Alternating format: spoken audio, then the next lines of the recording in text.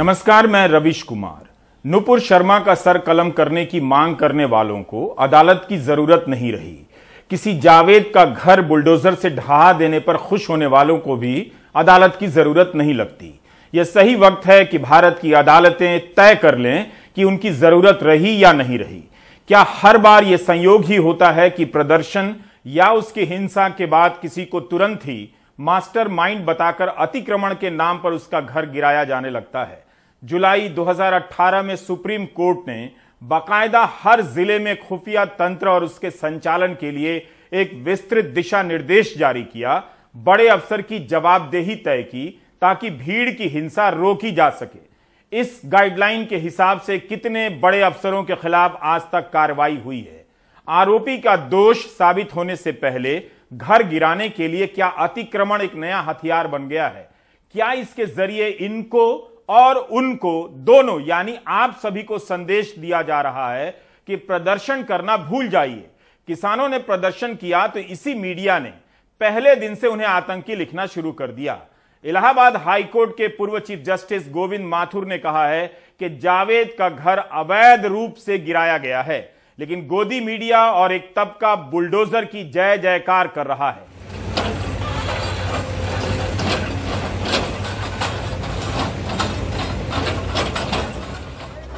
वही इंसाफ के लिए भटक रहे आम आदमी के पांव में जांच, मुकदमा, सबूत, सुनवाई, वकील, दलील, फैसला और अपील की बेड़ियां बांध दी गई हैं। लेकिन उनके वोट से बनी सरकार ने अपने लिए इन सब बेड़ियों को तोड़ दिया है। ऐसा लगता है कि बुलडोजर लाकर सरकारों ने अदालतों की थका देने वाली प्रक्रियाओं के खिलाफ बगावत कर दी है। इंसाफ का मतलब प्रक्रिया नहीं, सबूत नहीं, पावर है और समर्थन है। हिंसा होती नहीं कि अतिक्रमण की गाड़ी पहुंच जाती है।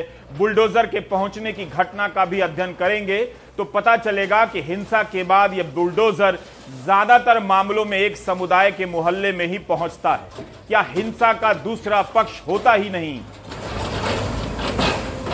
अब यही अंतिम न्याय और यही सही खबर है। मैं आप सभी का फूला हुआ सीना देखकर फूला नहीं समा पा रहा। वाकई आज बधाई का दिन है। आप यानी उन सभी को जिनका अपना जीवन ठीक ठाक चल रहा है और जिन्हें आजकल किसी भी बात में गड़बड़ी दिखाई नहीं देती। बड़ा पोकलैंड आया है कि ध्वस्तीकरण की कार्रवाई में तेजी लाई जा सके।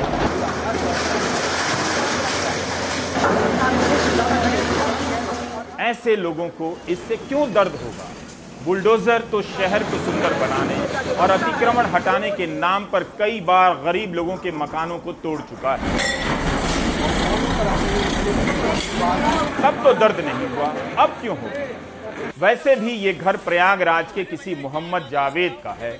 इसमें रहने वालों के नाम परवीन फातिमा, सुमैया फातिमा, आफरीन फातिमा है।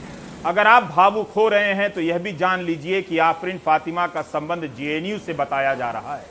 गोदी मीडिया की रिपोर्टिंग में जिस तरह से आफरीन को जेएनयू से जोड़कर संदिग्ध और खतरनाक टाइप बताया जा रहा है, उसके बाद तो किसी जांच और सबूत की जरूरत ही नहीं रह जाती। ट्विटर पर जो लोग इस घर को ढहा देने पर खुशी मना रहे हैं, उनकी खुशी किसी नियम के तहत कार्रवाई को लेकर नहीं है, बल्कि किसी नियम के तहत या नियम के बहाने इन लोगों के घर पर बुलडोजर चलने की कार्रवाई को लेकर है। इन लोगों के जिनके नाम हमने अभी अभी बताए। इसके बाद बहुत से लोग आश्वस्त हो सकते हैं कि इन लोगों को सीधा करने का यही तरीका है। इन लोगों मतलब जिनका नाम जावेद और फातिमा होता है। मीडिया में इन लोगों के लिए कभी मास्टरमाइंड, कभी सूत्रधार, कभी दंगाई तो कभी उपद्रवी का इस्तेमाल आराम से होता रहता है। पुलिस ने भी सूत्रधार कहा है। नहीं भी कहा गया होता तब भी आप भावुक नहीं होते, इतना तो आपको जान ही गया हूं। आज की कहानी में आप नहीं हैं।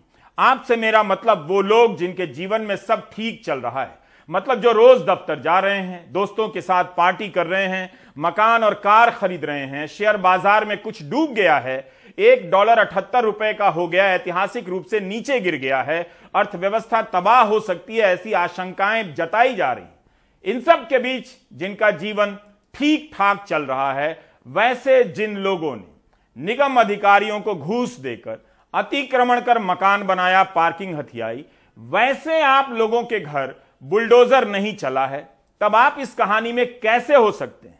आज स्क्रीन पर हम होंगे और बुलडोजर होगा। एक दिन हम ही नहीं होंगे, केवल बुलडोजर होगा।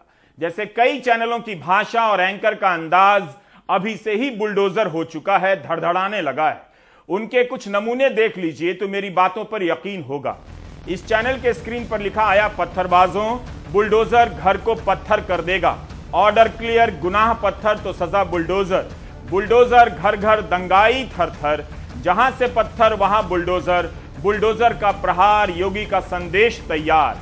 क्यों चलाई गोली, मौलाना की कैसी बोली। योगी राज में उपद्रवियों पर प्रहार। कुछ दिन पहले इन्हीं चैनलों की ऐसी बहसों और भाषा के असर को लेकर सवाल उठ रहे थे। पिछले ही हफ्ते बीजेपी ने अपने प्रवक्ताओं को ऐसी बहसों से दूर रहने की हिदायत दी। कहा कि वे सरकार की गरीब कल्याण योजनाओं पर बात करें। इन बहसों में इन चैनलों पर होने वाली बहसों का एक सप्ताह भी नहीं बीता कि फिर से इस तरह की भाषा और बहस की वापसी हो गई। मुसलमानों ने भी आलोचना की कि मौलाना हिंदू बनाम मुसलमान की बहस में जाकर माहौल खराब कर रहे हैं, हिंदुओं की धार्मिक भावनाओं को भड़का रहे हैं और ऐसी बहस में उनका इस्तेमाल हो रहा है। मुस्लिम पर्सनल लॉ बोर्ड ने बाकायदा प्रेस रिलीज जारी कर दी कि मौलाना ऐसी बहस में न जाएं। इस चैनल ने इसकी काट निकाली। आलोचना हिंदू बनाम मुस्लिम बहस की हुई।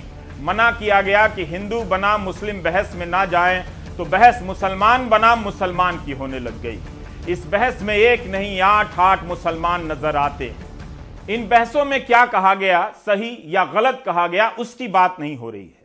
बात हो रही है उसकी जो लिखा हुआ है, जैसा लिखा गया है। जब इंसाफ का चेहरा बुलडोजर बन जाए तो उसके चल जाने के बाद सही गलत की बहस का कोई मतलब नहीं रह जाता, वो तो चल चुका होता है।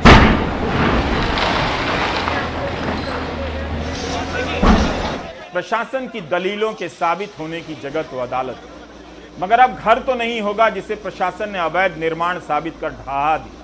प्रशासन की तरफ से बताया जा रहा है कि 10 मई को कारण बताओ नोटिस दिया गया, जिसकी सुनवाई 24 मई को तय थी, लेकिन जावेद की तरफ से कोई नहीं गया।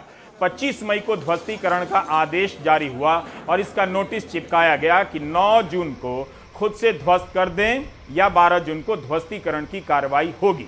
अब इन सवालों का मतलब नहीं रहा कि पहले की नोटिस नहीं मिली, नोटिस बैक डेट में जारी हुई है या कब जारी हुई है। पुलिस कहती है कि इस घर से हथियार मिला है। जावेद की बेटी सुमैया कहती हैं कि जब घर खाली कर दिया गया था तब मलबे से ऐसी चीजों का मिलना संदेह पैदा करता है।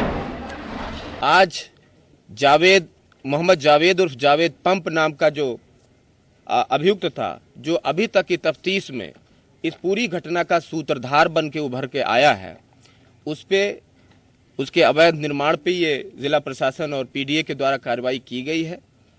इस कार्रवाई के दौरान उसके घर की सर्चिंग भी की गई और उसमें आपत्तिजनक सामान मिले हैं। टोटल जो आपत्तिजनक सामान मिले हैं, जिसमें अवैध असलहे और आपत्तिजनक पोस्टर वगैरह हैं, उसको कब्जे में ले लिया गया है। उसकी सूची बन रही है और उसको तफ्तीश में शामिल किया जाएगा। अगर आप डिटेल में बात करना चाहें तो जो भी असलहे मिले हैं उसमें एक 12 बोर का अवैध तमंचा है। इसके अलावा 315 बोर का एक तमंचा है और कई कारतूस बरामद हुए हैं। कुछ कागजात बरामद हुए हैं जिसपे माननीय न्यायालय पर तल्ख टिप्पणी और आपत्तिजनक टिप्पणी इस मोहम्मद जावेद उर्फ जावेद पंप के द्वारा किया गया है। इन सभी चीज़ों को ऑन रिकॉर्ड लिया जाएगा और इनको सबूतों में शामिल किया जाएगा, ताकि सबूतों के साथ अच्छी लिखा पढ़ी करते हुए माननीय न्यायालय के समक्ष इन सभी चीजों को पेश किया जा सके। जावेद की बेटी सुमैया फातिमा कहती हैं कि उनके पिता ने फेसबुक पर शांति की अपील की थी। घर ढहाने से पहले खाली कर दिया गया था, तब हथियार कहां से मिल गए? जब ऐसी चीजें मिली भी तो उन्हें मीडिया के सामने क्यों नहीं दिखाया गया? देखिए, जब हमारा घर डिमोलिश हो रहा था उस वक्त पूरी लाइव ब्रॉडकास्ट चल रही थी। हर एक सामान निकलते हुए सब लोग देख रहे थे। हम खुद लाइव ब्रॉडकास्ट में अपने घर को टूटते हुए देख रहे थे। उसमें जो सामान नहीं निकले थे वो किताबें थीं और हम लोग की कुछ याद भरी चीज़ें थीं और कुछ नहीं निकला था। वहाँ पे जितने भी लोग थे उन लोग ने भी यही देखा था। जब निकल रहा था तब कुछ ऐसी चीज़ नहीं निकलती तो उस वक्त हमारी फ़ोटोज़ ना दिखाकर शायद वो लोग मीडिया वाले उस वक्त उन चीज़ों पे हाईलाइट ज़्यादा करते, लेकिन ऐसा कुछ नहीं था क्योंकि ऐसा कुछ निकला ही नहीं। जब पूरा घर खाली कर लिया उन्होंने तोड़ दिया, टूट गया घर, पूरा खाली हो गया, सामान सारे बिखर गए। उसके बाद शाम में अचानक से हमारे घर से उस मलबे में से ऐसी चीज़ें मिल रही हैं। ये तो मतलब सोचने वाली बात है कि अचानक से मलबे के अंदर से ये सब चीज़ें कैसे निकल रही हैं। जब घर खाली कर रहे थे तब क्या उनको ये सब चीज़ें नहीं दिख रही थी? दूसरी बात मैं आपसे ये जानना चाहता हूँ, ऑब्वियसली ये बहुत बार आपसे पूछा भी गया होगा कि ये जो डेवलपमेंट अथॉरिटी क्लेम कर रही है कि उन्होंने आपको मल्टीपल नोटिसेस दिए, वो तो एक अलग मुद्दा है कि आप लोग ये कह रहे हैं कि वो जावेद साहब की वाइफ के नाम पे घर है, आपकी मदर के नाम पे घर है, लेकिन वो जो उनका जो ये कहना है कि उन्होंने आपको मल्टीपल नोटिसेस दिए, आप यहीं रहती हैं इसी घर में, क्या आपको याद है कि कोई नोटिस लेके आपके पास आया या किसी ने आपसे या आपके पिताजी या माताजी से कुछ रिसीविंग करवाई कभी पिछले 1 महीने में? ऐसा कुछ हुआ है? नहीं, ऐसा कभी नहीं हुआ है। मैं बाकायदा जब से हमारा घर बना है तब से कभी ऐसा नहीं हुआ। कभी हमारे घर में कोई नोटिस नहीं आई, सिर्फ हमारे मोहल्ले में घर में किसी के घर में नोटिस नहीं आई। हम लोग रेगुलरली वाटर टैक्स, बिजली का बिल, हाउस टैक्स, हर चीज़ पे करते थे। और 1 दिन पहले ही इन्होंने नोटिस भेजी और 12 घंटे के अंदर ही अंदर इन्होंने तोड़ दिया पूरे घर को। आप अभी कैसे मैनेज कर रही हैं? 2 दिन पहले तक आप अपने घर में रह रही थी और अब क्या कहते हैं, आप लोग का घर ध्वस्त है पूरी तरह, मैं भी उसको देख के आया। How you managing? हम लोग का घर तो पूरा जा चुका है, हम लोग के पास कोई जगह नहीं। अब जो यहाँ पे जो बचे हुए रिश्तेदार हैं उन्हीं के घर में रहकर अपना गुजारा कर पा रहे हैं। जब पुलिस ये कहती है कि आपके पिताजी मास्टरमाइंड हैं या फिर उन्होंने व्हाट्सएप मैसेजेस के थ्रू एक भीड़ को भड़काने की कोशिश की या उकसाने की कोशिश की, आप कैसे रिएक्ट करते हैं? जो व्हाट्सएप के थ्रू उन्होंने भड़काने की कोशिश कर रही है वो चीज़ पुलिस पेश क्यों नहीं कर रही है, वो चैट्स दिखा क्यों नहीं रही है? आप उनका खुद फेसबुक अकाउंट खोलकर उनका लास्ट पोस्ट देखेंगे तो उसमें उन्होंने अमन की चैन की अपील करी है। हम लोग के पास है भी, कोई भी उनका फेसबुक पोस्ट खोल के देख सकता है। वो पब्लिकली ये डाल रहे हैं, जो अमन चैन की बात कर रहे हैं कि हम लोग को अपनी बात प्रशासन से मिलकर मेमोरेंडम देकर करनी चाहिए, हालांकि रोड पे जाकर प्रोटेस्ट करके। जो इंसान ऐसी अपील कर रहा है उसी दिन सवेरे वो रात में कुछ और कह रहा है, और अगर कह भी रहा है तो वो दिखाएं हम लोग को, वो सिर्फ बता क्यों रहे हैं कि ऐसा कहते थे। वो स्क्रीनशॉट्स दें, वो हम लोग को दिखाएं कि देखिए उन्होंने ये संगीन बातें करी हैं, तो वो सब दिखा क्यों नहीं रही है? तो ये साफ बता रही कि सब उनको फ्रेम करने की कोशिश करी जा रही है। इस नोटिस को लेकर अदालत में सवाल जवाब होंगे, मगर अब वो घर नहीं होगा जिसे हसरतों के साथ बनाया गया था। उम्मीद है इसे तोड़ने वालों को नींद अच्छी आई होगी, आती रहेगी, और सपने में सुंदर सुंदर घर आते रहेंगे। ऐसे सुंदर सपने आते रहें। हम अपनी कहानी में इन सपनों के लिए दुआ करेंगे। आखिर तोड़ने में मेहनत जो लगी है, प्रशासनिक अधिकारी भी कह रहे हैं कि इतनी धूप में सबने मुस्तैदी से काम किया है। एक बात और समझ नहीं आ रही, जावेद के वकील कृष्णा राय और जावेद की बेटी सुमैया कह रही हैं कि उनके पिता तो प्रशासन के साथ शांति बहाली की बैठकों में जाया करते थे। तब ऐसा क्या हुआ कि जावेद ही प्रशासन के लिए खलनायक बन गए, मास्टरमाइंड बन गए? हमारे अब्बू हमेशा से प्रशासन के हमेशा कोऑपरेटिव रहे हैं। मतलब कभी ऐसा नहीं हुआ है कि उनको किसी भी चीज़ के लिए पकड़ा गया हो या फिर कभी किसी चीज़ में उनका नाम भी नहीं रहा है, बल्कि वो हमेशा साथ में रहे। और ऐसा भी रहा है कि अक्सर एसपी लोग हमारे घर भी आए, चाय वाय भी पिए हैं, लेकिन अचानक से उन लोग ने एकदम से रंग बदल लिया अपना और अब्बू पे अचानक से कार्रवाई कर दी 1 दिन में। जिन लोगों ने पत्थर चलाए उनके छोड़ देने की बात कोई नहीं कर रहा है। उनकी इस हिंसा से प्रशासन और आम लोगों की जान जा सकती थी। इसकी पड़ताल होनी चाहिए कि ये कौन लोग थे जिन्होंने ये रास्ता चुना। लेकिन क्या कभी कोई जान पाएगा कि हिंसा के वक्त क्या हुआ, वहां हिंसा क्यों हुई, प्रशासन से कैसी चूक हुई? क्या वाकई जावेद ही हिंसा के मास्टरमाइंड थे? क्या पुलिस का दावा इतना पुख्ता है, और पुख्ता है तब घर गिराने से पहले अदालत के फैसलों का इंतजार क्यों नहीं किया गया? क्या पूरे मोहल्ले में अतिक्रमण से यही एक मकान बना है?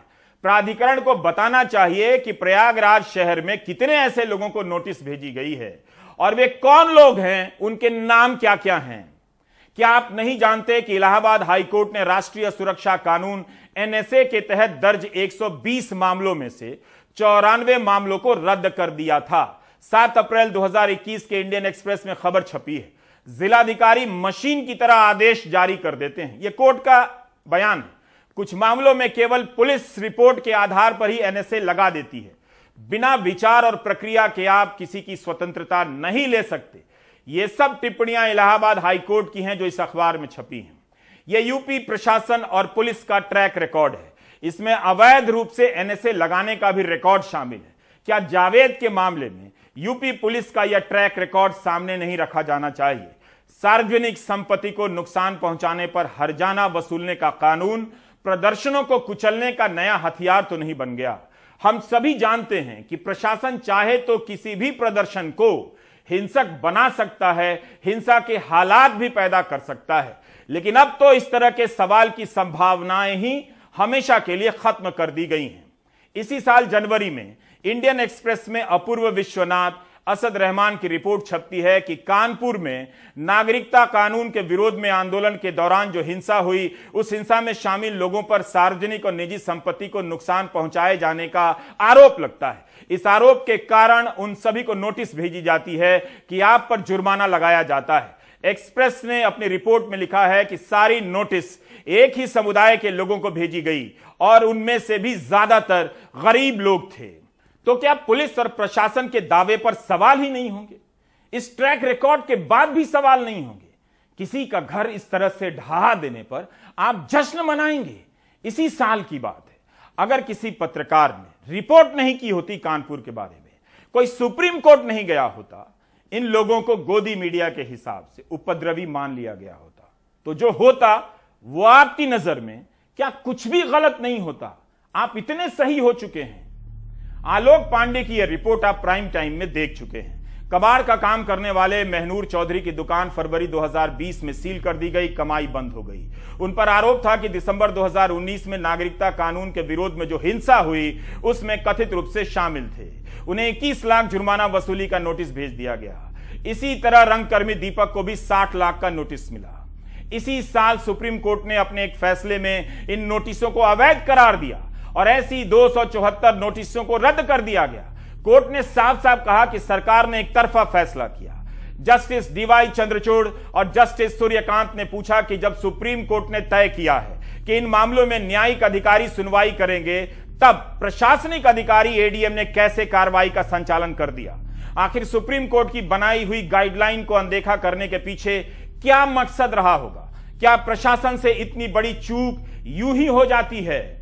तो आपने देखा कि एनएसए लगाने और सार्वजनिक संपत्ति के नुकसान के बदले हर्जाना वसूलने के मामले में यूपी पुलिस और प्रशासन के क्या ट्रैक रिकॉर्ड हैं। इस बार इस कानून की बात नहीं हो रही है, अतिक्रमण के कानून की बात हो रही है। उसमें भी दो बातें हो रही हैं। एक तरफ जिला प्रशासन मोहम्मद जावेद को प्रयागराज की हिंसा का मास्टरमाइंड भी कह रहा है, दूसरी तरफ पुलिस प्रशासन के बड़े अधिकारी इस अंतर को भी रेखांकित कर रहे हैं कि पुलिस ने घर नहीं गिराया, विकास प्राधिकरण ने अपने नियमों के तहत गिराया है।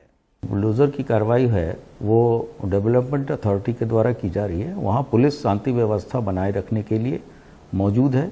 जैसे कि फ्राइडे प्रेयर्स के दिन थे, जो भी बुलडोजर की कार्रवाई चल रही है वो अवश्य ही पूरी लीगल तरीके से और जो एक ड्यू प्रोसीजर है उसको फॉलो करके की जा रही है।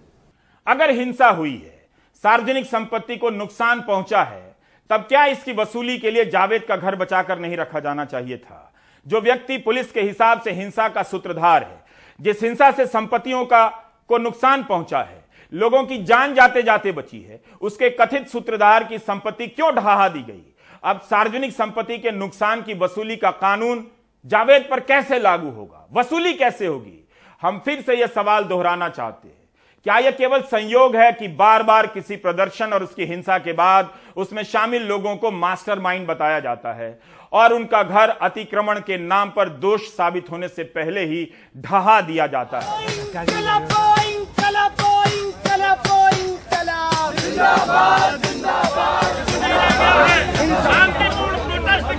इसी तरह दिल्ली के जहांगीरपुरी में भी बुलडोजर चलने लगा। गोदी मीडिया का उत्साह देखते बनता था। जहांगीरपुरी के लोग हिंदू मुस्लिम बंटवारे की भाषा के खिलाफ एकजुट हो गए।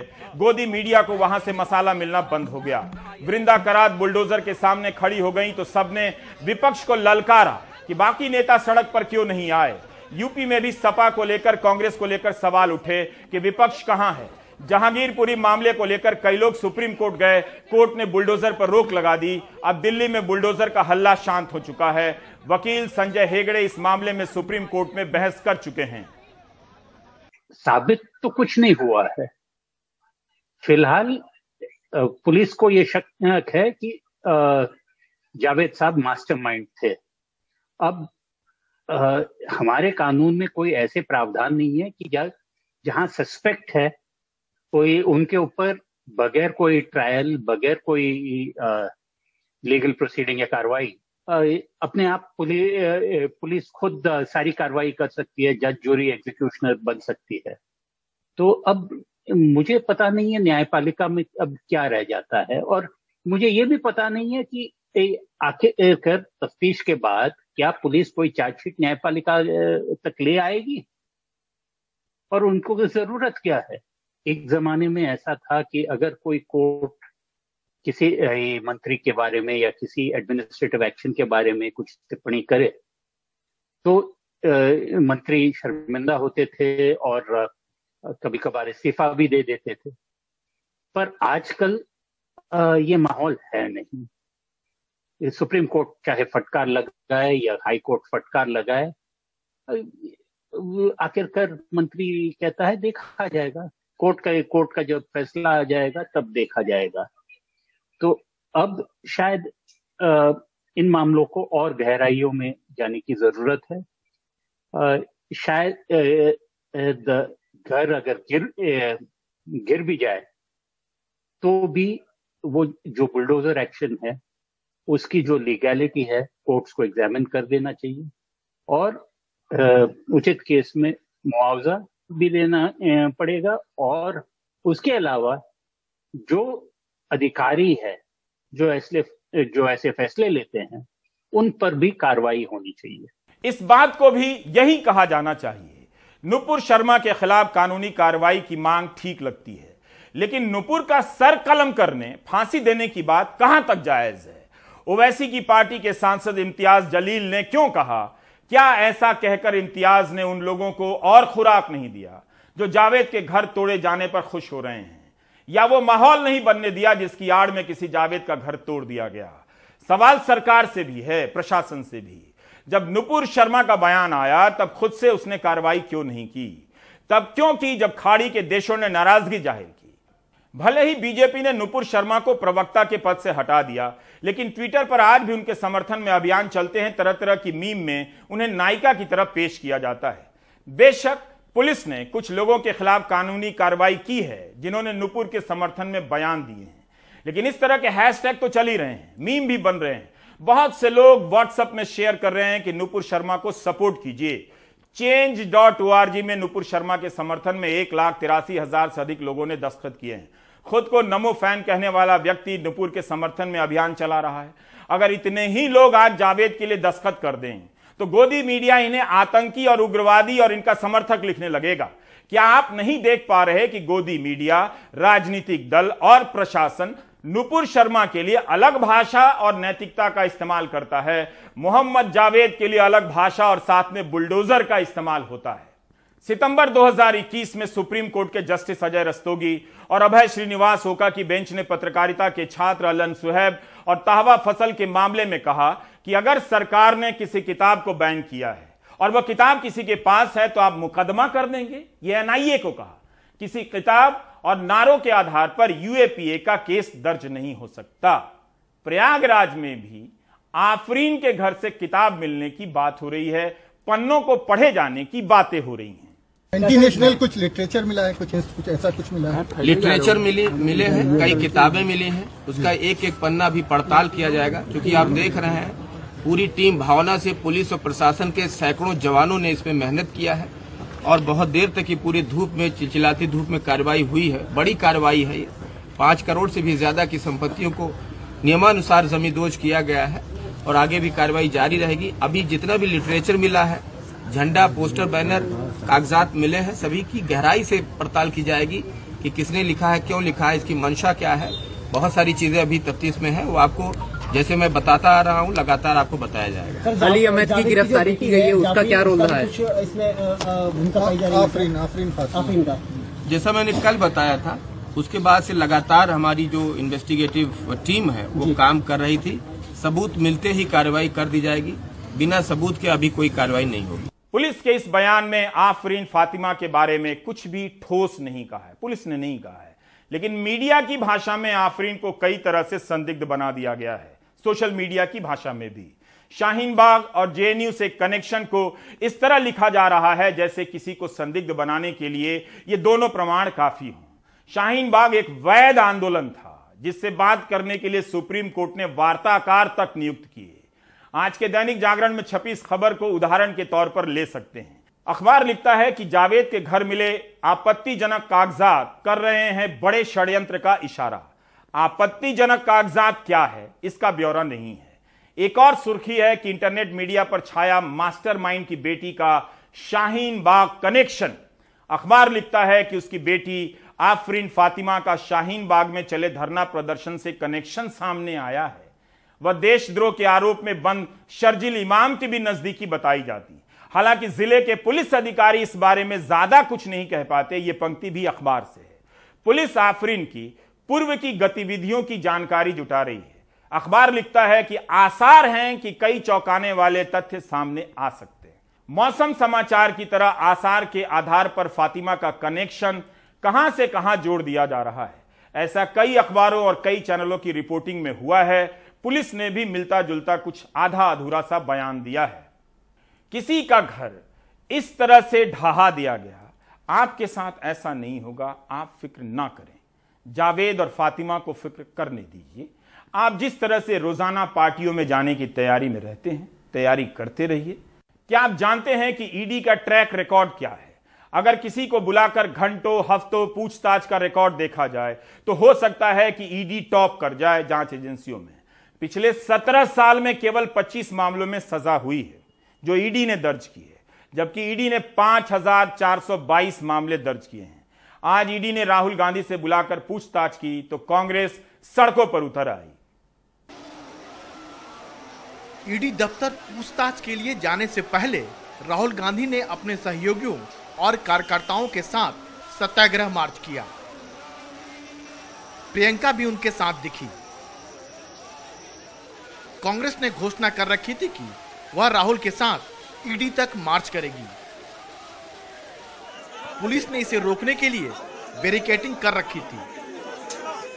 कांग्रेस कार्यकर्ता इन्हें तोड़कर आगे बढ़ते रहे। हालांकि ईडी दफ्तर के आगे उन्हें रोक लिया गया। प्रियंका गांधी वाड्रा की जो गाड़ियां हैं वो थाने के बाहर खड़ी हैं और वो थाने के अंदर फिलहाल गई हैं। यहाँ पर कांग्रेस के कार्यकर्ता और कई नेता लगातार यहाँ पर आते जा रहे हैं। कांग्रेस के तमाम जो कार्यकर्ता नेता यहाँ पर इकट्ठा हुए थे उनको अब पुलिस एक बार फिर से डिटेन कर रही है। तुगलक रोड थाने के अंदर प्रियंका गांधी वाड्रा मौजूद हैं और थाने के बाहर जिस तरह से कांग्रेस के कार्यकर्ता जुट रहे हैं उसको देखते हुए पुलिस ने एक बार फिर से अपनी कार्रवाई शुरू कर दी है। दिग्विजय सिंह, अधीर रंजन चौधरी, मुकुल वासनिक, मल्लिकार्जुन खड़गे, जयराम रमेश, अशोक गहलोत, रणदीप सुरजेवाला समेत कई नेताओं को हिरासत में लिया गया। जो देश के अंदर आतंक मचा रखा ईडी ने, उसके खिलाफ प्रदर्शन नहीं है।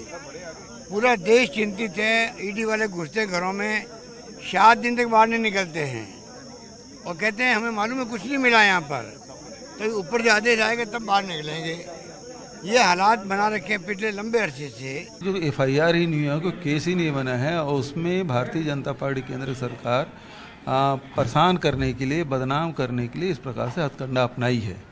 नेशनल हेराल्ड आज़ादी की लड़ाई में बड़ी भूमिका रही है। उस संस्था को बचाने के लिए कांग्रेस पार्टी ने उसको सहायता दे दी तो मनी लॉन्ड्रिंग का केस बन गया। देश के दूसरे शहरों में भी कांग्रेस सड़कों पर उतरी नजर आई।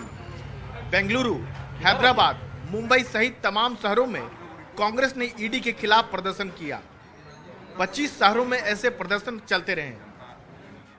एनडीटीवी से बात करते हुए रॉबर्ट वाड्रा ने कहा, सरकार गांधी परिवार से डरी हुई है। डराने की कोशिश जितना भी करेंगे हम उतने ही और बुलंद होंगे और उठेंगे और बढ़ेंगे, एकजुट होंगे और आगे बढ़ेंगे और देश के लोगों के लिए पूरे उनके हित में काम करेंगे। हालांकि केंद्रीय मंत्री स्मृति ईरानी ने आरोप लगाया कि ये पूरी कवायद गांधी परिवार की दौलत बचाने के लिए है। आज जो गतिरोध कांग्रेस के नेता और कार्यकर्ता राहुल गांधी के बुलावे पर कर रहे हैं, मैं देश को बतलाना चाहूंगी कि ये लोकतंत्र को बचाने का प्रयास नहीं है, गांधी खानदान की 2000 करोड़ की संपत्ति को बचाने का प्रयास है। मगर ये प्रदर्शन बता रहा है कि कांग्रेस सड़क की लड़ाई लड़ने को तैयार है। सरकार पर लगातार आरोप लग रहे हैं कि वो एजेंसियों का दुरुपयोग कर रही है, लेकिन सवाल यह है कि क्या कांग्रेस इन पर दबाव बना सकेगी कि इसके दुरुपयोग से सरकार डरे। ये बात आने वाले दिन में ही पता चलेंगे। नई दिल्ली में मुकेश सिंगर के साथ राजीव रंजन, एनडीटीवी इंडिया।